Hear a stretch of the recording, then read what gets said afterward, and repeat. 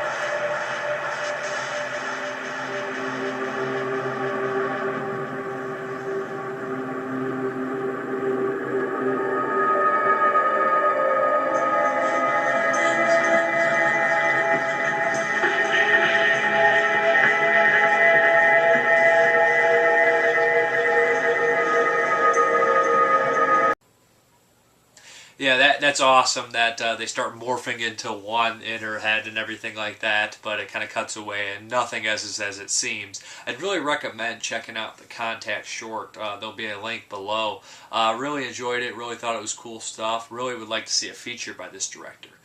The next is called Baggage, and right when this one opened up, it's kind of like this really kind of strange man waking up and going through his routine, and right away I knew the twist. But of course there's going to be a little bit more than that. If the twist is a little bit obvious like that, there's going to be a little bit more to it. Essentially we have this kind of outcasted weird guy going to work and doing his routine and encountering people, and everyone obviously thinks this guy's a little out there. And somebody tries to steal his work bag, and he ends up running home, and you find out what's in the bag, and it leads to the very beginning and whatnot. It was fairly obvious what was going to be in the bag, but the movie kind of leaves you with another what the hell moment at the very end, similar to other movies that I don't necessarily want to say that would kind of, give it away. I would say May and short by the director did the movie Tony. If anyone has ever seen the movie Tony, the serial killer British film, really good movie, there's a short on there involving a bag, and those two, I think it's kind of a mixture of that. It's shot really nice. The lead's very strange acting guy. I think he does a good job. It's a decent short, but I think that the twist is kind of predictable. I do enjoy the gun going off, and I'm not going to say after that, but not necessarily something that you do with a gun, then sometimes it doesn't always work. I thought that was a really cool scene in there. But that was Baggage. Contact I still think was miles better, just because I thought the sound, distortions, and things like that really brought that one forward.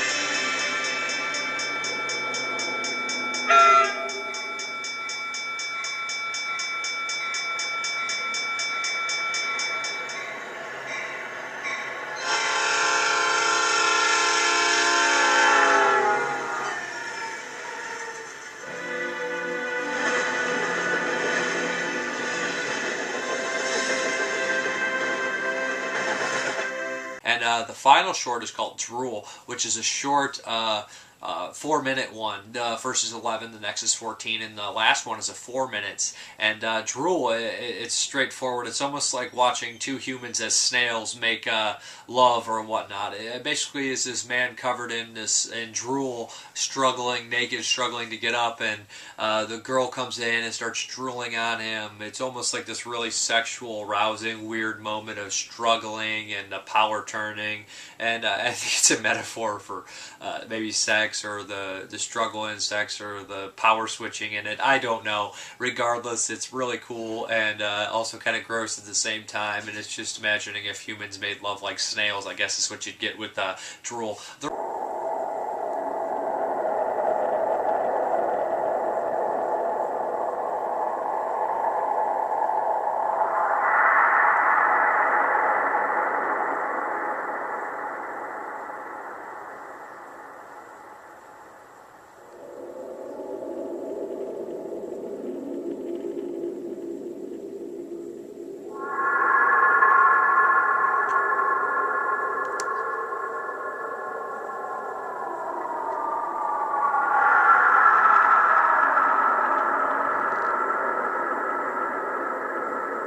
all shot nice. They got really good camera effects, really cool like imagery and things like that. And I'd really recommend checking them out, especially the two Drool and Contact you can watch for free at the website. Go and check it out. There's a whole bunch of other stuff here as well. And there's another movie coming out called The Days God Slept. Love the title. The trailer in that is only a couple minutes long, but it looks like in the trailer there's about 1 million cuts, and it feels like there's enough stuff going on in the trailer for a movie in itself. Like, that is enough things going on, and that could just be the movie. But it's only 2 minutes, like I said. This guy has very interesting work, and I'm curious to check out more. Unfortunately, I wish I could review a feature, because reviewing a bunch of shorts is kind of a strange way. It feels more like I'm just telling you the plot instead of doing anything else but that. But I guess I really don't do much besides that anyways, if you really look at it. But I'm Mrparka. Thank you very much for watching. If you're interested in these, the link will be below. And look forward to his feature, The Days God Slept, which is a really cool title and really looks really kind of a really good experimental movie. Also in color, which the other ones were not. Thank you very much for watching. Have a good one. It's going to look fairly sloppy at the very end, but I'm going to tack on another one by the director called Crestfallen, which is kind of a tale of suicide of a woman who obviously had some horrible things happen in her life, and she hops in a bathtub and decides to drive down the road with a razor blade. And her life starts to flash before her eyes, all sorts of things, and some things flash before her eyes that maybe make her want to change her mind. It's kind of a cool story. The music really kind of makes the whole thing, and the cuts and the flashes are actually pretty well done. And this one's in color, and I think that the music, like I said, really sets a tone on this one, and it is very actually depressing to watch somebody's life flash before their eyes. But I think it's kind of a cool message in a way at the very end. But also, it is very sad and depressing at the same time. Thank you for watching. Have a good one.